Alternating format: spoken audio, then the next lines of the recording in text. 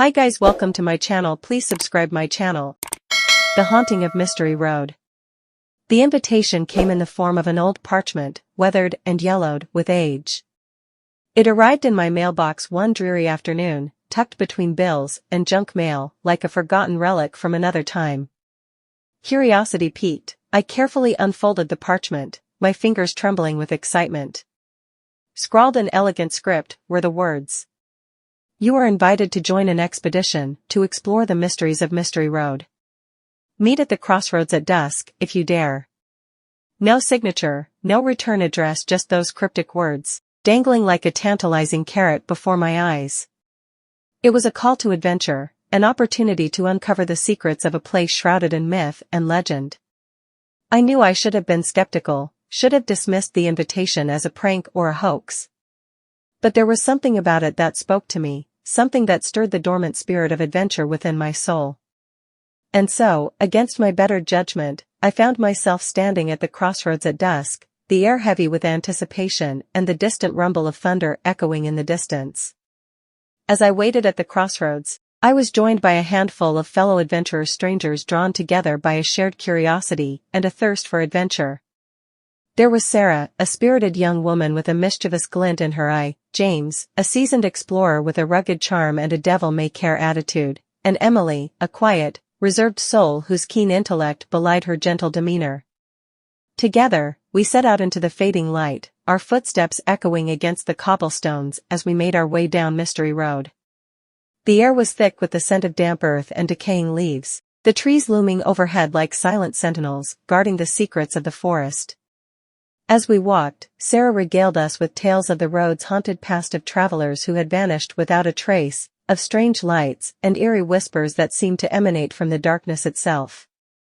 But despite her warnings, we pressed on, driven by a sense of curiosity that bordered on obsession.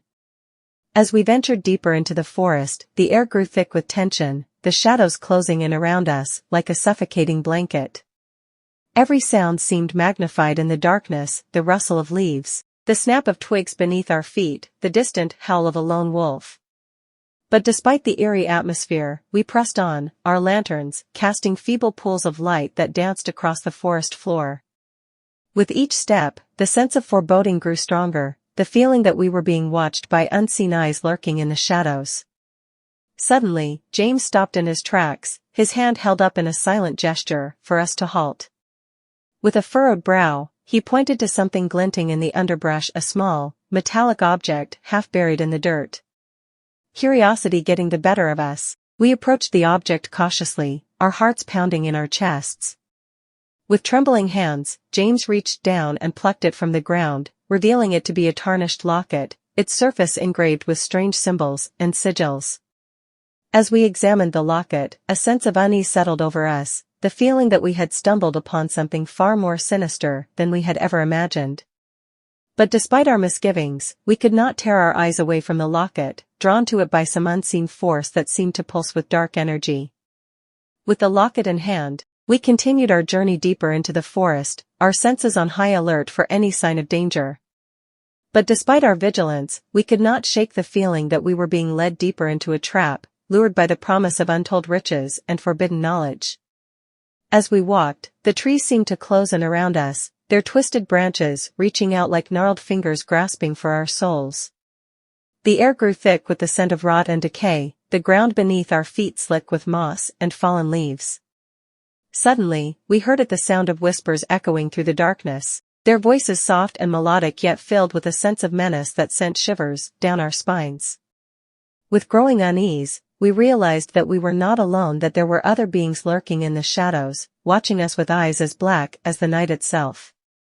With a sinking feeling in the pit of my stomach, I realized that we had stumbled upon the Whispering Woods, a place of ancient power and forbidden magic, where the spirits of the dead roamed free and the laws of reality held no sway.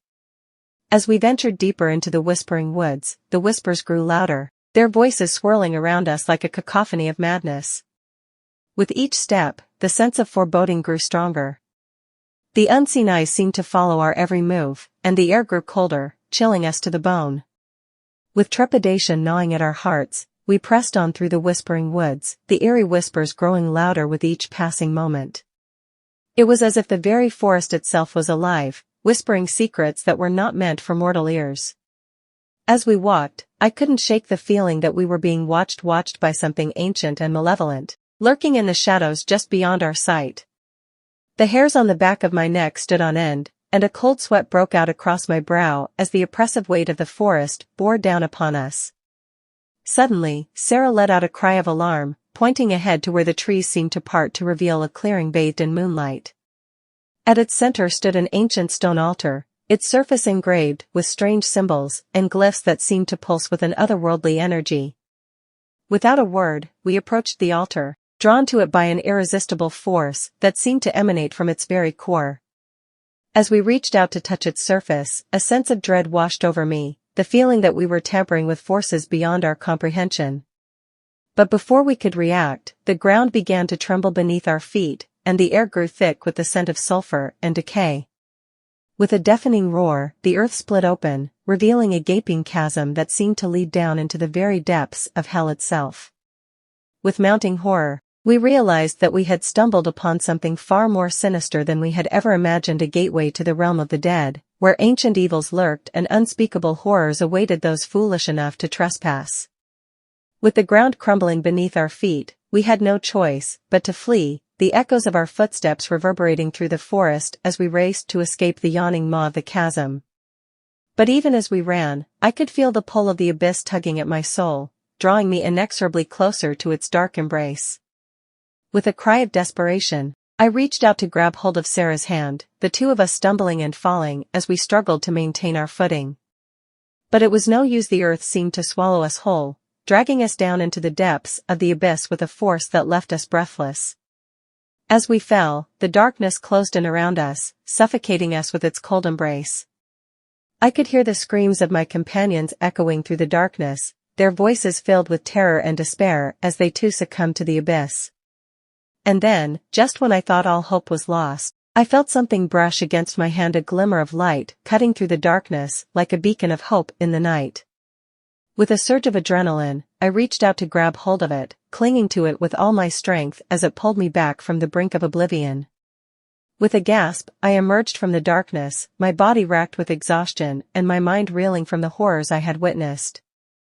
But as I looked around, I realized that I was no longer in the Whispering Woods. Instead, I found myself standing on the edge of a vast, desolate plain, with nothing but darkness stretching out before me as far as the eye could see. As I stood on the edge of the plain, I knew that I had to find a way out, that I could not allow myself to be consumed by the darkness that threatened to engulf me. With a steely resolve, I set out into the darkness, my footsteps echoing through the empty void as I searched for a means of escape. But as I walked, I could feel the eyes of unseen horrors watching me from the shadows, their malevolent gaze burning into my soul like 1,000 fiery brands. With each step, the sense of dread grew stronger, and I knew that I was running out of time.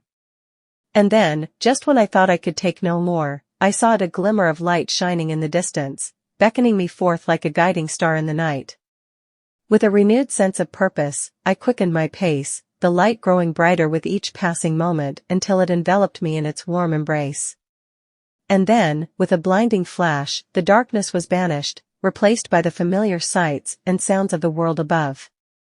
I found myself standing once more at the crossroads, the air heavy with the scent of damp earth and decaying leaves. As I looked around, I realized that my companions were nowhere to be found, vanished without a trace, as if they had never existed at all. But even as I mourned their loss, I knew that I could not dwell on the past, that I had to move forward, to leave the horrors of Mystery Road behind me and never look back.